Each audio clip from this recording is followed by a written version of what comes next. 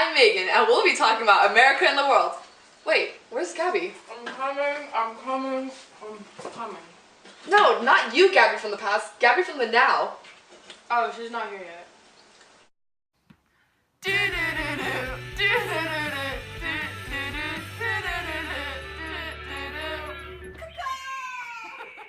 Okay, now we can start talking about America and the world. Right, so even though America is all independent and stuff now, it really wasn't when it started. America was just this bare land with Native Americans when the Europeans came and brought their crops, diseases, and animals. But why would anyone even want to go to a totally unknown part of the world? Because since the Enlightenment period was going on in Europe, colonists began taking charge of their own lives and moving to new places. Wait, what's that, Catherine? Is that for the mystery document we just started? Okay, let's go.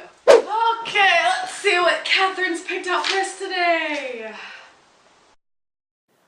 We humbly conceive that it is contrary to the maxims of good policy and extremely dangerous to our frontiers to suffer any Indians, of what tribe soever, to live within the inhabited parts of this province while we are engaged in an Indian war, as experience has taught us that they are all perfidious, and their claim to freedom and independency puts it in their power to act as spies, to entertain and give intelligence to our enemies, and to furnish them with provisions and warlike stores. To this fatal intercourse between our pretended friends and open enemies, we must ascribe to the greatest of the ravages and murders that have been committed in the course of this and the last Indian War. Therefore, pray that this grievance be taken under consideration and remedied. Okay, so we know that it was written by a group of people talking about the growing tensions between colonists and Native Americans. So, what's your guess? I'm gonna go with the Remonstrants on the Pennsylvania frontiersmen of the Indians.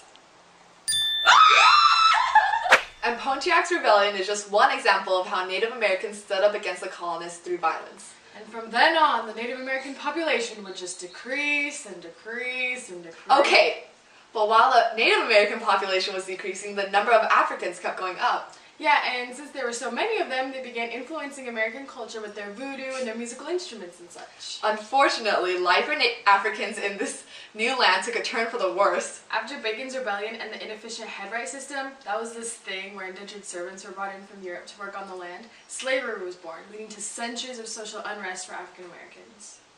We'll get back to that though. Meanwhile, clashes between Roman Catholics and Protestant Huguenots caused tensions that ended in several men, women, and children being butchered. At the same time, colonists fought the French and their Indian allies, and neither side thought America was important enough to waste troops on. The peace deal was made in 1713 and gave Newfoundland and Hudson Bay to England. Also, Britain gained limited trading rights with Spanish America. And then there was the War of Jenkins' Ear, which started when English Captain Jenkins got his ear cut off by a Spanish commander. Now, let's talk about nationalism in America. America chose to remain isolated during this time, so nationalism increased tremendously. Especially during the Napoleonic Wars. The Constitution further strengthened isolationism because it gave the government power to pass the embargo, which slowed trade.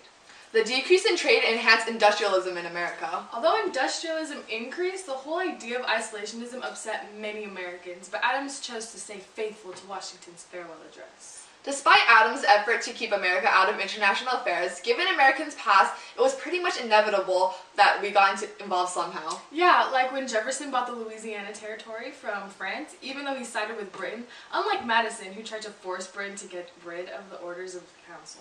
And then there was Monroe, who focused on more domestic issues like tariffs, bank, and sales of public lands. Meanwhile, young America was growing and growing under the principle of manifest destiny. Territorial bounds grew as well as the expansion of power. Yeah, America was spreading all the way to the West Coast. Woo! LA! California! No, but yeah, during the Mexican-American War, America caught sight of California, and they wanted it. But of course, it's never that easy. So Polk wanted to declare war on Mexico, but his cabinet refused to declare war unless Mexico shot first. Darn cabinet, always closing the door to what we want.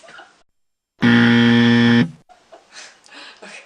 whole issue was settled after the Treaty of Guadalupe Hidalgo.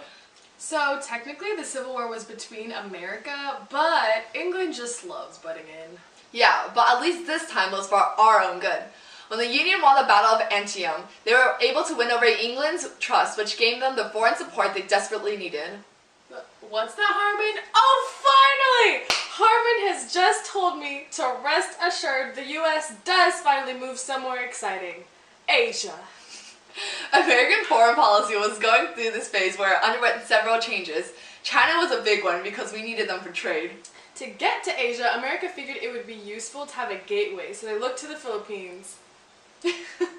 Eventually, the open door policy was created, which proposed that China would stay open trade internationally so that one country wouldn't have that major advantage. While all this was going on, imperialism was spreading throughout America. Hawaii became ours, and we defended Cuba against Spain, and the Teller Amendment was passed, giving Puerto Ricans citizenship. Can't forget about the Panama Canal. Of course, we can't forget about the Panama Canal.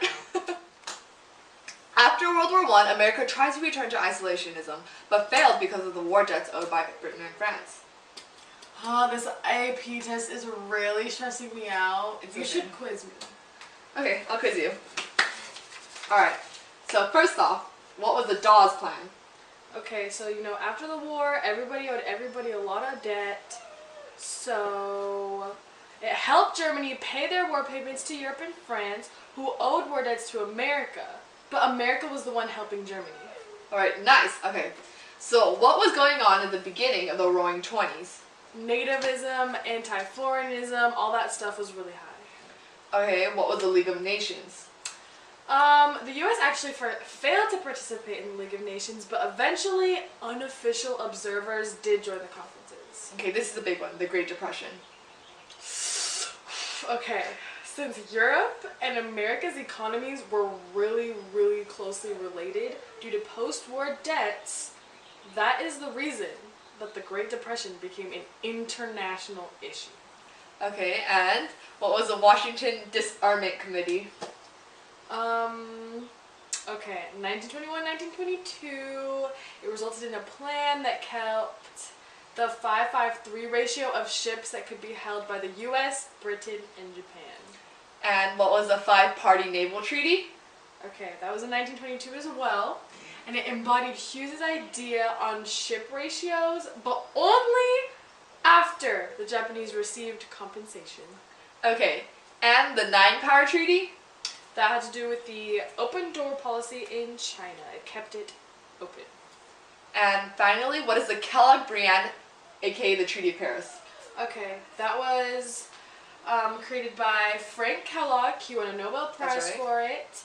And it said that all nations that signed would no longer use war as offensive means. Nice. Let's go to the thought bubble! Okay, so the Marshall Plan was an attempt to stop the economic instability in Europe, which could have easily caused countries struggling through the harsh winter to conform to communism.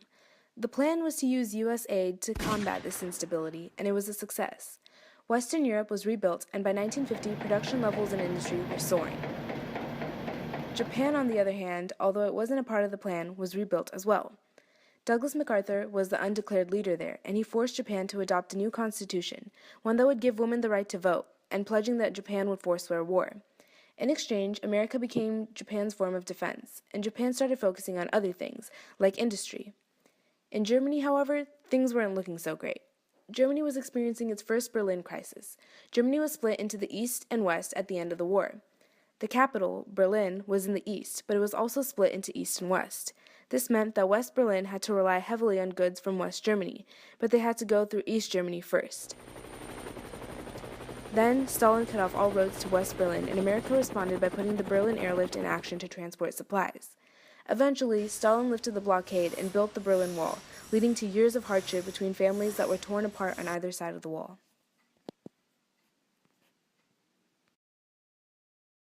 Thanks for watching. This special episode of Crash Course was directed and filmed by yours truly and Catherine Zhang. Edited by Harmon Dillon and written by Table One. Your hosts were Gabby Cortez and Megan City. We hope you enjoyed today's video. Oh, and one last thing. Here are some bloopers we thought you might enjoy. Fly! Okay, now we can talk. Okay, now we can start talking. Are you kidding me? Okay. Okay. start talking about America and the world. Right, so even though Americans all independent. Okay, now we can start. Oh, Jesus. One. Whoa. Oh, Jesus. I think we should, quiz Gabby. You're Gabby. I know.